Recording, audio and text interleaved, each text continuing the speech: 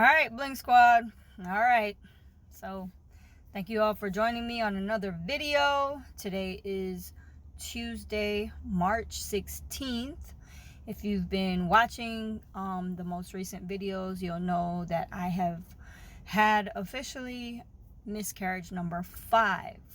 However, during that miscarriage, I passed a mass that I was able to save and take to the doctor. That was last week, Monday, I want to say.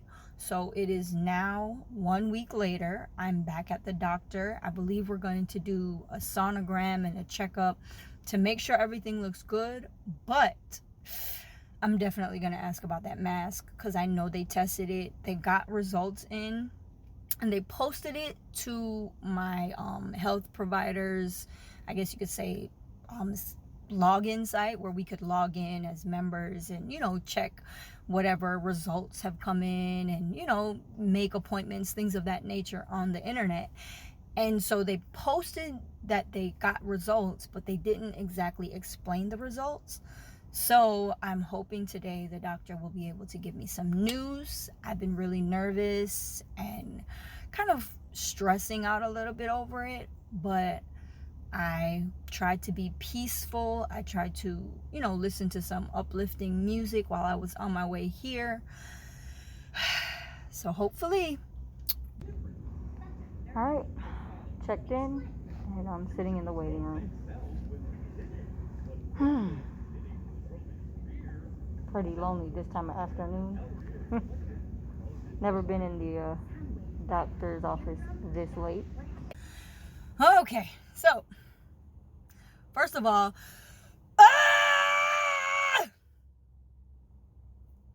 sorry about that. I had to get that out. So remember I told you guys that, I passed a big, nice sized mass, and I had a little bit of some research and realized that I should probably take this out of the toilet and bring it to the doctor so they can test it. Well, they took it. They didn't do any kind of DNA testing or anything like that. So if you guys have been going on this journey with me, majority of my videos leading up to finding out that I had protein S deficiency, I talked about how you need to advocate for yourself, how you need to be a voice for you, how you need to push until you get the answers. So the doctor who I saw today, I love him. He's amazing. I'm so upset that he's leaving next month, but thank God for him. And I really, more and more I'm on this journey, I really feel like things really and truthfully go the way that they should. Okay? And I'm sorry, I'm about to cry. I had to suck it in and hold it in while I was in the office with him, so that way I could ask him to do what needs to be done and I could get answers to my questions. So excuse me if I start to tear up. But I said all of that because I go in there and I'm like, all right, so they tested the stuff, right? Yes, it was products of conception. Okay. And? What do you mean, and? And what did they find out? He was like, hold on, give me a second, let me look. Start scrolling and he's like, oh, they didn't test it for any kind of chromosomal issues or anything like that. Oh my God. Are you serious? He was like, yes, give me a minute. I'm going to go ahead and put in the order because they still have the specimen at the lab. I was like, why, doctor? What? Please tell me why. He said, I'm so sorry. I'm not sure why they didn't test it, but I put in the order. He said, on top of that, I have put in an order for you to have a high-risk OB.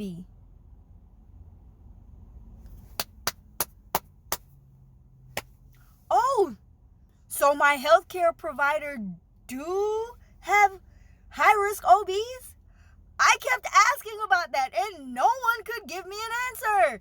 All they kept doing was telling me, Keep trying. Keep trying.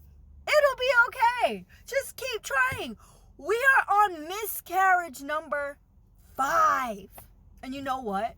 After speaking to the doctor a little bit today, after he did my pelvic exam to confirm that everything looks okay, I just have a yeast infection, which I more than likely got from the meds that the last doctor gave me to help push out products of conception.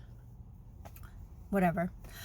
He explained to me that, yeah, I know that you have protein S deficiency, but your numbers aren't that bad. He's like, the lowest number we want to see is 70. You're at a 65. So to be completely honest, I'm not even really sure if just prescribing Lovenox would have helped you keep this pregnancy. Duh! I had that in my heart of hearts. I had that belief in my heart of hearts. Like, even if I took the Lovenox, there's no guarantee, because my numbers were not that low. Like, we were really, what do they call it? Searching for a needle in a haystack when we said, okay, it's the protein S deficiency. Yes, I have a blood clotting disorder. We know that.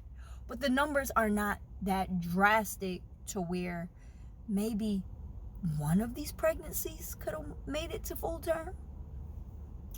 So who knows? Maybe it could have, maybe it couldn't have. But from what the doctor said, he's going to refer me to a high-risk OB. We're going to get together, get the DNA looked at of the products of conception, and we're just going to try to figure out some things. Another thing he has been pushing for, which I'm really adamant now at this point, is Brandon being tested, just to make sure, because they've checked me for autoimmune diseases, they've checked me for chromosomal issues, they've checked me for practically everything. They did a whole workup on me and could not find any specific, definite, 100% reason why I continue to miscarry.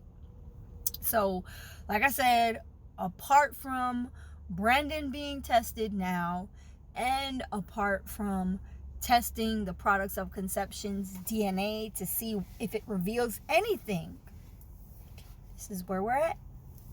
But I just knew it. I told Brandon before I came to this appointment. I'm sorry, I'm taking off my sweater. I'm a little bit warm. I told Brandon before I came to this appointment, I was like, baby, I have a bad feeling. I just feel like they didn't do the testing like they should have. Now, of course, they tested it to see what it is. Yes, it's products of conception. We know that. That's common sense. It came out of me during a miscarriage. That, in my opinion, is common sense. What we need to know is, can the DNA from it, the tissue, provide us any information as to why I am miscarrying? Can it show any chromosomal issues? Anything that was not caught with me or from my blood? Oh, dear God. I knew this was going to happen. I had a feeling, and I told Brandon, I was like, I'm not going to get my hopes up that they're going to give me some type of answer today, because in my heart of heart, I feel like they did not do what they were supposed to do again. And this keeps on happening. And that's why I'm so frustrated and so irritated. And I don't have the hope that I should. While I am so thankful to God that I do not have issues getting pregnant, I really need to know why I keep miscarrying. What is the issue? What is wrong with me, or what changed with me?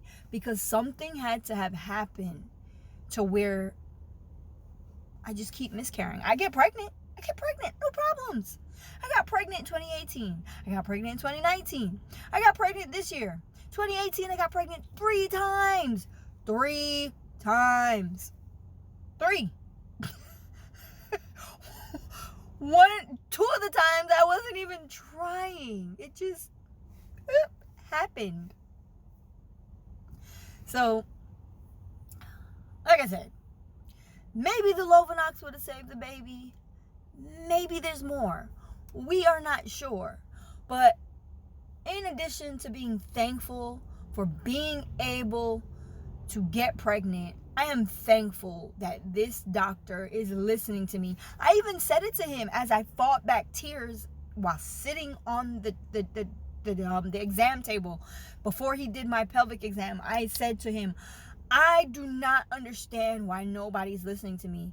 I said, I want to thank you and tell you, you're the only doctor that listens to me. Why are you leaving? And of course, he kind of chuckled and he told me, thank you so much for saying that. And he's sorry that I'm going through all that I'm going through. But he completely agrees with me that after 3 or 4 miscarriages, I should not still be miscarrying. There should have been more done.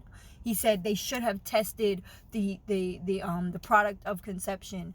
They should have done more. They should have referred me to a high-risk OB immediately. He was like, he doesn't understand why we're at miscarriage number 5. Really, doctor? Me and you are on the same page. Really? And you decide that you're going to leave? But I made a promise to myself. I'm going to stick this out until October because I have to. But God is my witness. When it is time for open enrollment again, I'm out. I'm gone. If you guys have any recommendations for a good healthcare provider in the state of Georgia, go ahead and put it in the comments. Because I'm telling you, I'm out. I cannot do this. I knew in my heart of hearts that I was not being heard. I was not taken seriously. My concerns were being dismissed. After my 2nd miscarriage, I said, something is wrong. I have a child. Yeah, I had some issues with her. It wasn't smooth sailing. But I have a child. My body can do this. My body knows what to do. Something changed. Something happened. And I just want to know what. And even if it is my husband, let us know what we need to do to move forward and carry to full term. Because sometimes when you find out what the issue is, most times there is a solution. Most times we can do, a wash of the sperm if he's got low sperm count or something. There's ways that you can get around issues. But you've got to know what the issue is first. So, I know this video started off a little crazy, but it's like the more and more I find out, the more frustrated I become, because I keep going back to the fact that I knew something wasn't right, but they just are not listening to me. They weren't taking me seriously, and it's just frustrating. So on this Thankful Thursday, on this TTC journey, this video, I just want to remind you guys, it is not your fault. And if you are not being heard, you are not being taken seriously, if you feel it in your gut, your instincts, your third eye, whatever you want to call it, Jesus Christ whispered in your ear and told you something's not right, believe it. Pay attention to it.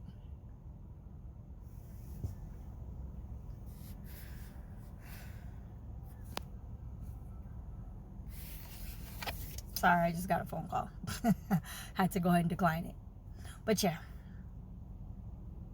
just follow your gut instinct. Please advocate for yourself. Don't let anyone tell you, oh, you're crazy. Oh, you're not thinking straight.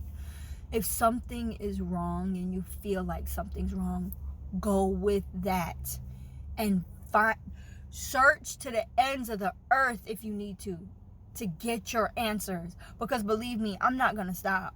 I'm not going to stop. And when I get a new provider, let me tell you, we are going to sit down and we are going to go through everything with a fine-tooth comb. And if I've already got the explanation at that point, I'm going to let them know this is what is going on. This is what I need. There's no ifs, ands, or buts about it. If you can't deal with it, you can't help me, put me on to the next person. And that's just what it is. But all right, Bling Squad, I think I've vented enough. I need to calm down because, oh, if y'all could hear my heart beating, I am so mad. I'm so upset. I'm so frustrated. Whew. I don't even, like, a part of me feels like I don't even have the fight left in me. But I know I can't just stop fighting. But anyhow, as I've always said, the journey continues. Be sure to like, comment, and share this, because I know that my story is similar or maybe the same as someone out there who may be frustrated, may be irritated, may be hurting, may need to hear from someone else going through it as well. So share this story if you feel, share it with someone who you know might be going through this or the similar thing. Be sure to also hit the notification button so you know when I post new videos. I try to post every Sunday, every Tuesday, and every Thursday. Right now, my main focus is my trying to conceive journey. However, I do share other things, going on in my life, because I understand that while I'm trying to conceive, life still happens. But thank you guys so much for being on this journey with me. I will definitely continue to update you guys and let you all know what happened. And I am not, my solemn promise to you all, I am not going to stop fighting for my rainbow, because I will get my rainbow baby. Bling Squad, until the next video, I'll see you guys next time.